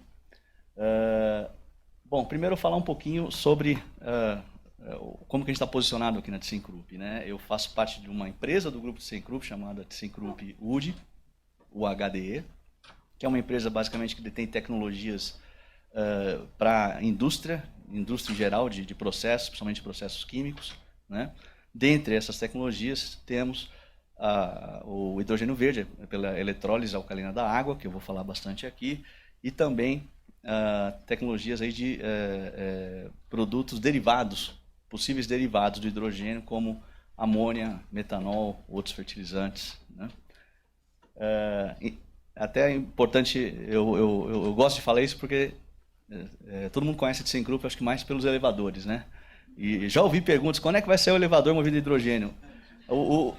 A gente vendeu a nossa divisão de elevadores há 2 anos, não é mais da ThyssenKrupp, né? Foi vendido, então eu não sei se vai ter o elevador movido a hidrogênio. Bom, vamos lá. Vamos para o próximo slide. Eu que tenho que mexer aqui, perdão. É o botão verde. Tá bom.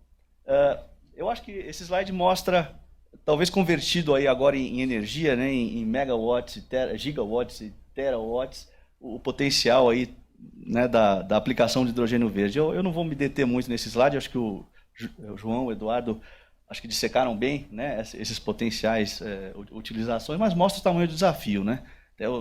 De novo, não só o desafio para mim, para a minha empresa, de produzir eletrolisadores para tudo isso, né, que, óbvio, não vamos sozinhos atender esse mercado todo, mas eu acho que até um outro desafio talvez maior, que é produzir essa quantidade de energia renovável, né, no mundo para suprir essas demandas, né? E aí você vê que basicamente as demandas que estão aí, a maior parte é dos usos atuais, né, do hidrogênio, né, que são aí os 800 GB, né, que é amônia, metanol, refino, né, e você tem os usos aí adicionais, né, aço, mobilidade, né, que adicionam aí muito mais capacidade, né.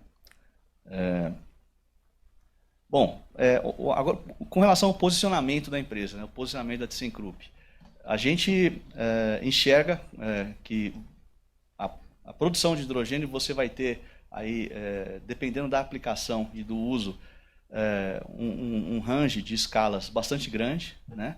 E a gente tem como estratégia focar em uma parte dessa escala, que é a parte realmente da grande escala, né? Das aplicações industriais de grande capacidade, né? E acho que é por isso mesmo que a gente define como nossa capacidade, vamos chamar assim, mínima, né, de implantação para os nossos equipamentos, são 20 megawatts. 20 megawatts é um módulo meu, do meu eletrolisador de eletrólise alcalina da água, que eu vou dissecar um pouquinho ele daqui a pouco. E basicamente ela é uma tecnologia baseada em eu colocar vários desses eletrolisadores em paralelo para construir capacidades aí que podem chegar a centenas de megawatts até gigawatts, né? A gente entende que há aplicações e vai ter um mercado também, vamos chamar assim, um pouco mais distribuído, de capacidades menores, né, que não é o nosso foco, né? A gente realmente está buscando, que eu acho que é um pouco do DNA, né, da empresa, de aplicações para a grande indústria, para a indústria de base, né, a grande escala.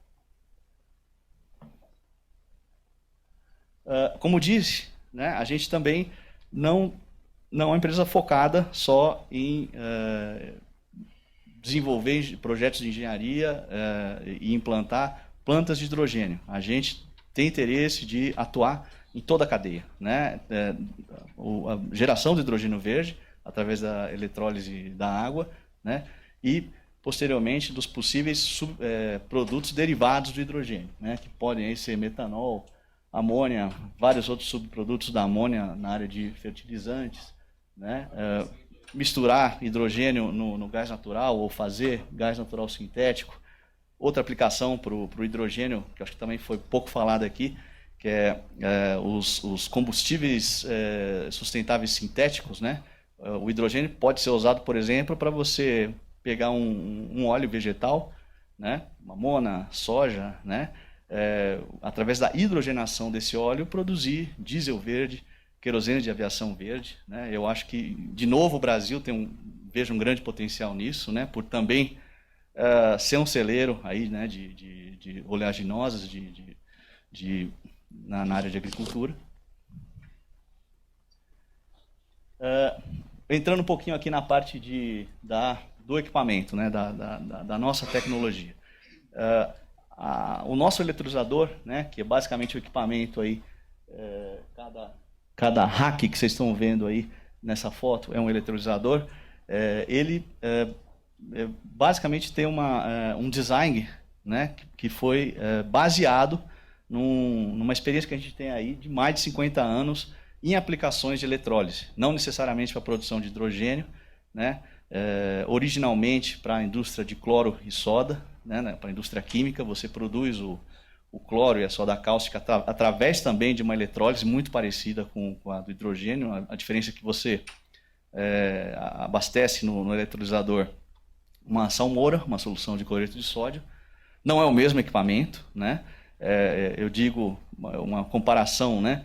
É como se a gente tivesse 50 anos de experiência aí em fabricação de carros sedã, né?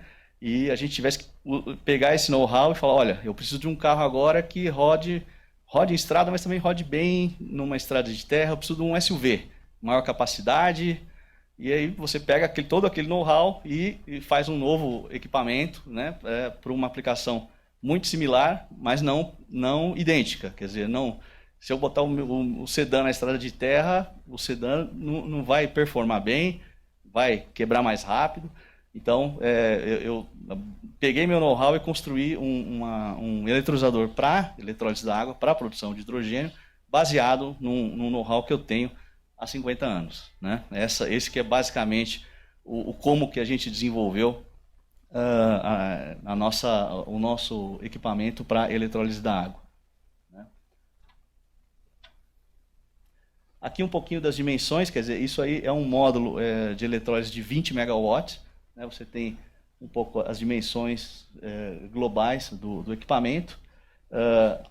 Você tem os quatro racks, né? Que são o que a gente chama de stacks, né? São basicamente células eletrolíticas. Cada célula, na verdade, é uma mini planta de hidrogênio verde. Você tem uma pilha invertida, né? Você tem anodo, você tem catodo, né? A corrente elétrica corre através desses stacks, né? E em cada stack, no polo negativo sai oxigênio, no polo positivo sai hidrogênio. E eu abasteço com água, continuo abastecendo com água, afinal a água vai sendo consumida pelo processo aí de eletrólise, né? Na ponta você tem alguns equipamentos que é a purificação primária dos dois gases, né? Basicamente o que você está fazendo aqui é resfriar os gases, retirar o excesso de umidade, afinal o gás sai de um meio aquoso, né? Então ele arrasta muita umidade, você faz uma primeira secagem nesse gás, né? Não está mostrando aqui, mas também dentro desse pacote você tem, talvez ter instalado aqui nesse lado aqui, o condicionamento de energia para os eletrolisadores, né? A corrente elétrica que passa nos racks é uma corrente contínua, né? Então eu recebo uma corrente, obviamente uma corrente da rede elétrica, tipicamente, por exemplo, posso receber em 69 kV alternada, né? E eu tenho aqui, né, transformadores para rebaixar essa tensão e retificadores para transformar isso em corrente contínua, né? A corrente que efetivamente passa pelo rack é cerca de são 600 volts corrente contínua, né? Basicamente você põe esse conjunto aí de células eletrolíticas num curto-circuito em corrente contínua, né? Esse slide mostra aí algumas características de performance do equipamento, né? Cada módulo nosso, né, de eletrólise de capacidade de potência de 20 megawatt elétrico, né? Ele produz aí 4.000 normal metros cúbicos de hidrogênio por hora.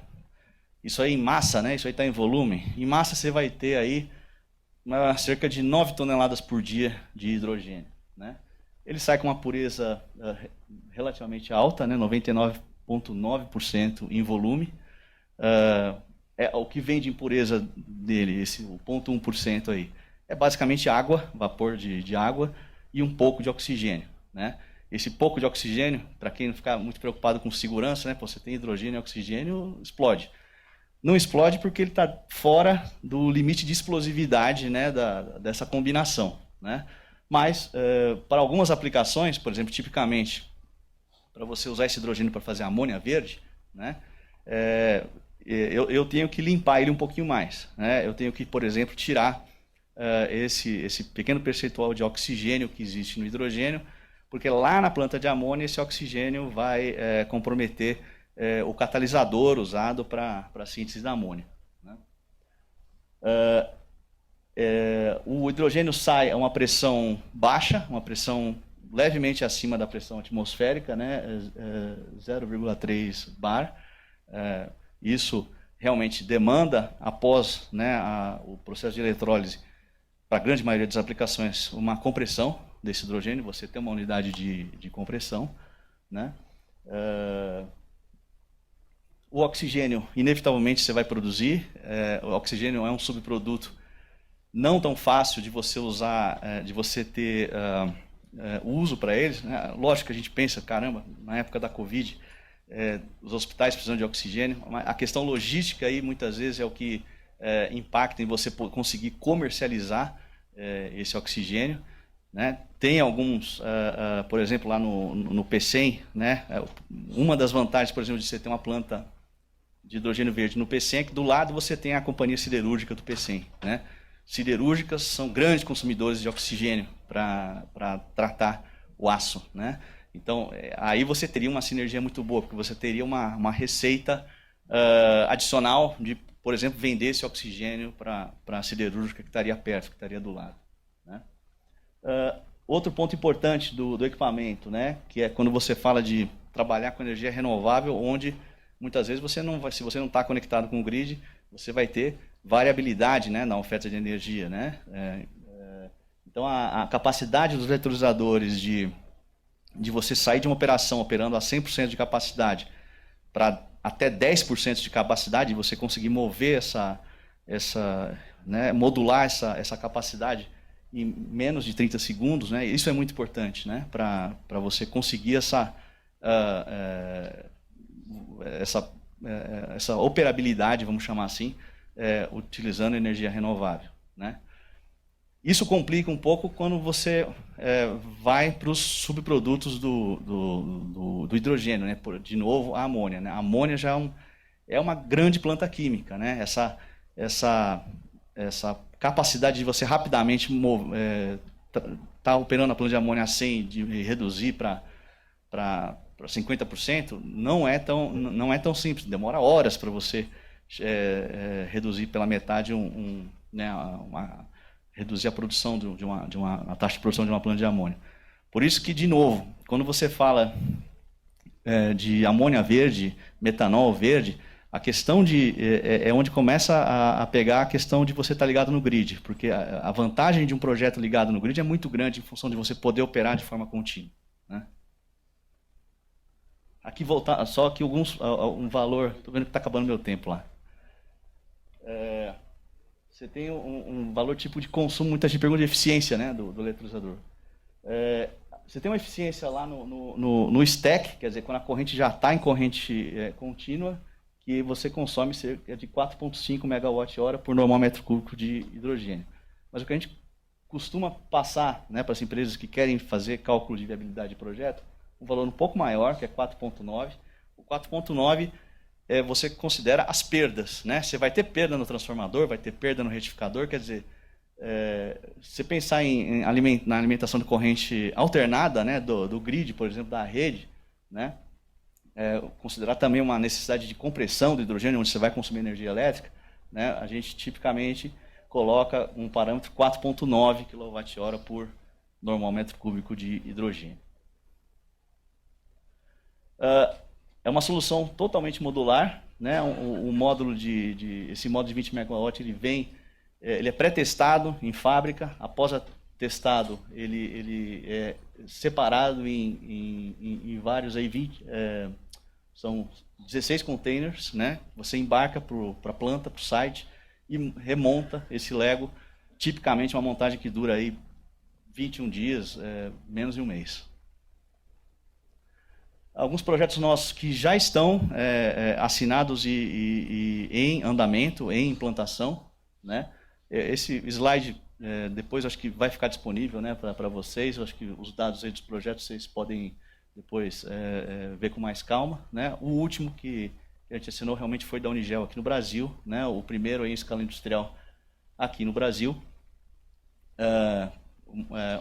Produção de hidrogênio verde para abastecer uma planta existente, né, de amônia, uma planta que a Unigel opera, uma planta ex-Petrobras, né, que a Unigel opera em Camaçari, né, e que vai ser capaz aí de produzir 55 mil toneladas ano de amônia verde com essa planta, né. Aqui mais alguns dados aí de produção do caso da Unigel, né, em termos de consumo de água, produção do hidrogênio, de oxigênio e de amônia, né. Eu acho que aí durante o meu tempo eu vi que acabou. Talvez durante o debate dê para a gente falar um pouco mais de detalhes aí desse projeto, né? Vamos deixar para o debate. Tá bom? Obrigado.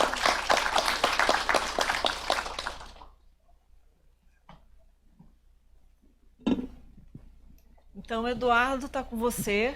E me avisaram que a gente está pressionado com o tempo. A gente Sim. tem 10 minutos para o debate. Tô ciente, tudo bem.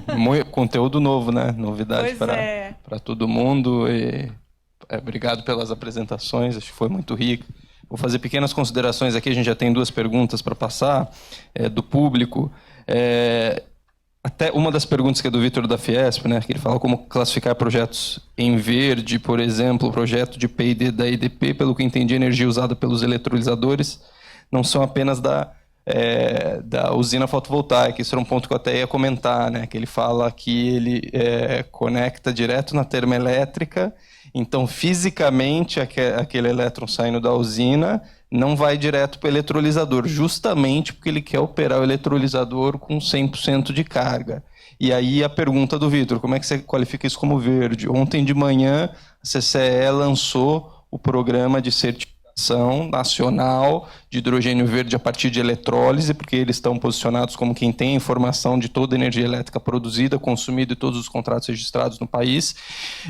Vou colocar essa apresentação da CCE na nossa biblioteca de hidrogênio. O relatório do João já está na nossa biblioteca, as apresentações de hoje a gente vai colocar também na biblioteca. Mas para dizer que a CCE vem fazer uma contabilidade, dizer qual é o percentual daqueles elétrons que entraram no eletrolisador que são de fonte renovável. Se for diretamente, é 100%. Se estiver conectado no grid, ele faz uma contabilidade de quanto consumiu versus quanto comprou, então teria que ter um PPA entre os diferentes CNPJs ali para formalizar que aquele elétron da usina foi para o eletrolisador, e se tiver um saldo que vem do grid, aí ele fala, ó, tem 5% que veio do grid, esse 5% não é renovável, e tem uma pegada de carbono, que é um rateio de toda a emissão de carbono do Sistema Interligado Nacional, ponderado pelo volume de energia. Então, isso que a CCE vai fazer nacionalmente, e a CCE também está fazendo um trabalho importante internacionalmente via SIGRE, para tentar criar algum tipo de padronização global para a certificação do hidrogênio produzido a partir de eletrólise, que, pela fala de todos, vocês viram que é muito importante essa padronização. Então, já tomei a liberdade de responder o Vitor aqui. Achei muito interessante os destaques do João para o potencial do mercado interno, outros 180 GB, né, até 2040, para atender as estimativas que, segundo o João, são relativamente conservadoras, né? Então, isso é bastante animador, muito potencial. Destaque que eu não dei, mas que muitos deram, da importância da infraestrutura pós-produção do hidrogênio, né? A gente falou muito do custo do hidrogênio, mas o que importa é o custo que chega para o consumidor, né? E entre saída do eletrolisador e consumidor, muita coisa tem que acontecer, inclusive em muitos casos transformar em amônia, aí antes, né, comprimir, estocar, processar, alimentar, transformar em amônia, aí como é que você vai transportar, se isso é doméstico, você vai botar no navio, você vai voltar e chega no destino, às vezes tem que reconverter em hidrogênio. Cada elo é um custo e é uma perda também de eficiência. Então, tudo isso é muito importante e são experiências e conhecimentos que vão muito além do que o setor fotovoltaico domina hoje, que já tem bastante problema com a parte de conexão, né? No caso aqui, vai muito além em elos, né? Destacaria aqui da apresentação da Marília, e aí fazendo voz, né? a importância que a gente, como associação, acredita que o Plano Nacional de Hidrogênio precisa sim ter metas. Isso não existe consenso do que a gente acompanhou das discussões. Talvez venha nessa primeira fase sem metas, mas aí reforço a importância dos associados, e quem não for, por favor, é muito bem-vindo para a associação e para a nossa força-tarefa, contribuir com a consulta pública que vai sair muito em breve, talvez até no próprio mês de dezembro agora, do Plano Nacional para a sociedade criticar. E aí é a oportunidade da gente tentar propor novamente, né, não só pela Câmara Temática que a gente fez, para que a gente tenha um plano mais ambicioso no lado do hidrogênio verde e renovável, visando toda essa oportunidade que os demais palestrantes destacaram. Luiz, agradeço aí por nos explicar bastante aí da tecnologia. Eu tinha dúvida justamente dessa parte da intermitência, de acelerar e desacelerar o fator de carga da fábrica, acho que é muito importante. Sobrou uma pergunta aqui, então, que eu queria aproveitar, do Riva Ailton Cordeiro. Essa é difícil, e aí eu tenho o benefício de ser moderador, então não preciso responder, eu vou passar para vocês, que essa é difícil. O Riva Ailton é do Grupo ISO Chapecó, ele pergunta... oportunidades para integradores hoje, nos próximos 5 anos, no mercado de hidrogênio verde? Seria apenas para instalação fotovoltaica? Terá espaço para GD ou apenas para centralizadas e grandes projetos? Ele fez múltiplas perguntas aqui, né? E quem serão os clientes que comprarão a energia solar para fazer o hidrogênio e o próprio hidrogênio? Talvez acho que a gente podia fatiar essa parte da GD. Talvez vocês dois, se vocês quiserem comentar, e talvez dos clientes, não sei também. João, como é que vocês querem? Perfeito, pode ser. Vai lá. Deixa eu começar, depois a Marília me complementa ou me corrige. A gente olhou o caso, não sei onde está o Rivailton aqui, mas a gente olhou... ótimo. A gente olhou o caso da possível produção distribuída para algumas aplicações. Acho que se a gente for olhar o mercado como um todo, a grande massa do mercado vai ser produção, como a gente chamaria de utility scale, né? Então, massa na escala de vários megawatts, centenas ou gigawatts ou coisa desse tipo. Para algumas aplicações, acho que ainda existe uma grande incerteza e tem uma possibilidade significativa de que a gente tenha essa produção mais distribuída. Quais são elas? Por exemplo, pequenas indústrias, pequenas relativamente, que usam hidrogênio. A gente tem uso de hidrogênio, por exemplo, na indústria de alimentos. Gordura hidrogenada usa hidrogênio. Em alguns casos, ou em muitos casos, acaba sendo mais barato transportar o elétron do que transportar o hidrogênio. Você poderia ter ali, dependendo do tamanho da indústria, uma produção dedicada. Outra situação que a gente viu que pode acontecer, e daí eu não sei se vai ser só com eletrolisador, se vai ser reforma de etanol ou o que vai acontecer, se a gente imaginar que tenha uma rede de distribuição de hidrogênio para veículos, tá? E daí a gente não está falando do caminhão de mineração que está trabalhando num local mais concentrado. A gente está falando de uma distribuição como hoje temos posto de gasolina. Aqui também vai ter situações, uma série de situações, em que vai ser melhor você ter um eletrolisador um pouco menor, você produz ali no local, e aí a GD solar pode ter um papel, mas você pode também conectar o grid, a combinação das duas coisas, e você vai alimentar, vai produzir e fornecer o hidrogênio verde de uma maneira mais descentralizada. São duas aplicações que a gente viu que podem ter uma relevância.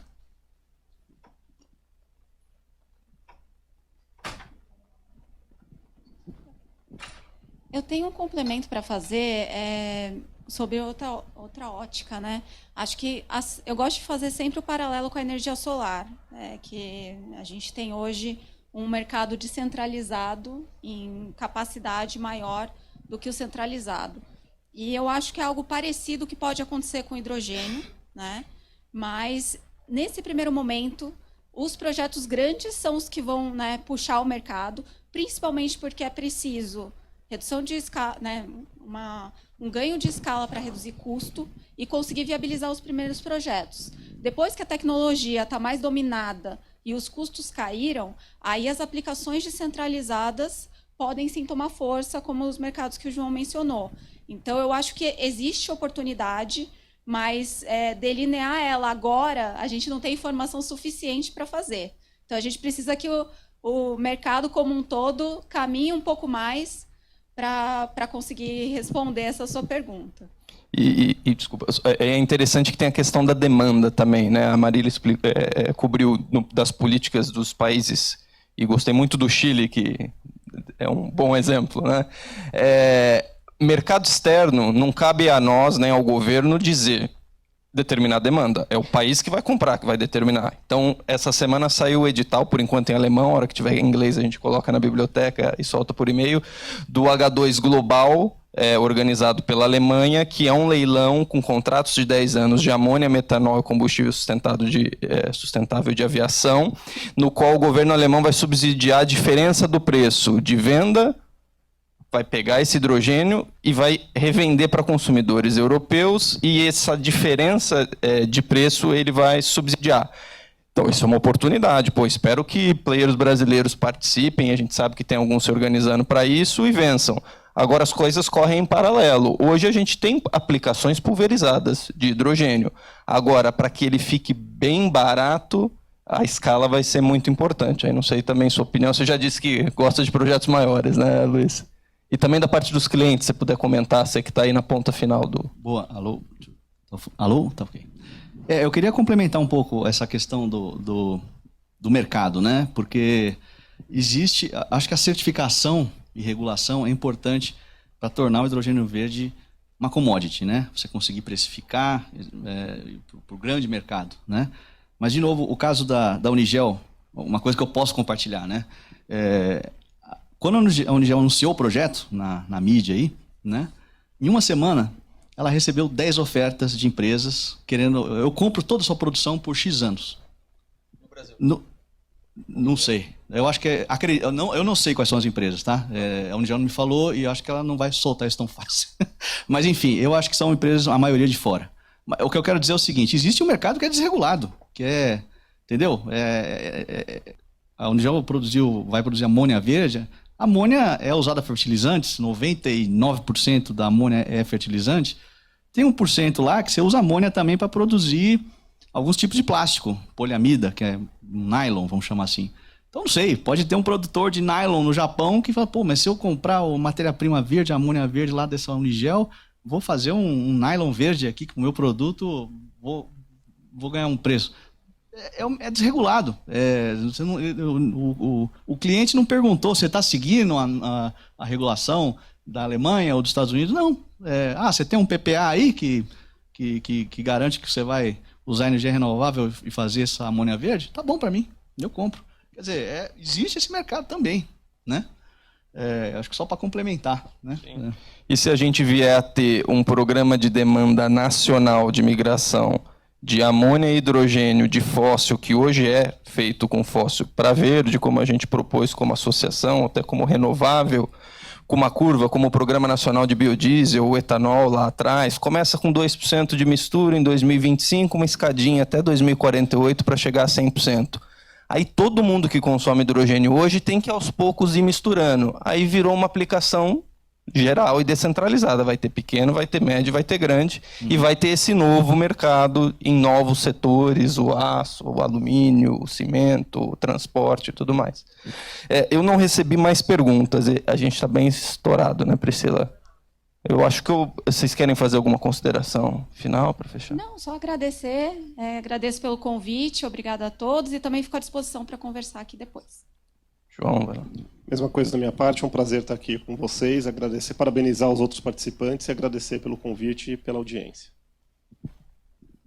Obrigado a todos, foi um prazer, agradeço muito aí a atenção de vocês, as perguntas. Obrigado. Obrigado, gente. Priscila, por favor.